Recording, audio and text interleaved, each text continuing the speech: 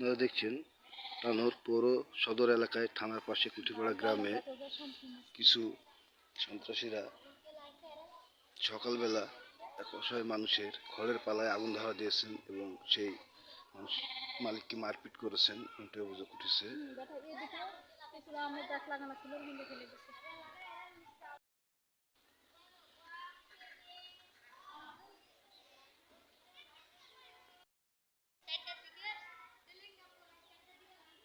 আপনি ওটা রেকর্ড করেন।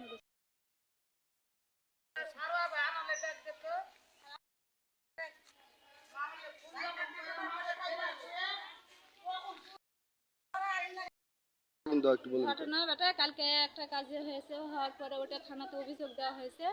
অভিযোগ দিয়ে থানা থেকে লোক এসে দেখে টেকেছে, ওরা বললো যে কোনো গ্যাঞ্জাম ট্যাঞ্জাম যেন হয় না, আর কোনো গালাগালি যেন হয় না।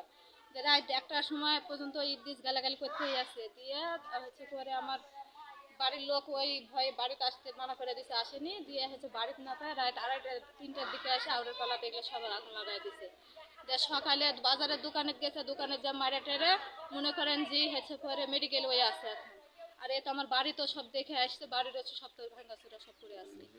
কাল থেকে এগুলো ঘটনা কাল থেকে এগুলো ঘটনা ঘটছে। কিন্তু এখন পর্যন্ত কোনো ব্যবস্থা এখন পর্যন্ত প্রশাসন কোনো ব্যবস্থা করে দেয়নি।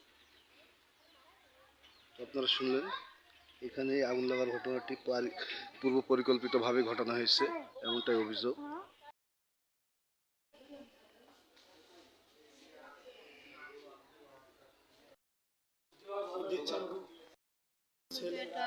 আমার থানাতে যে অভিযোগ কাগজ আছে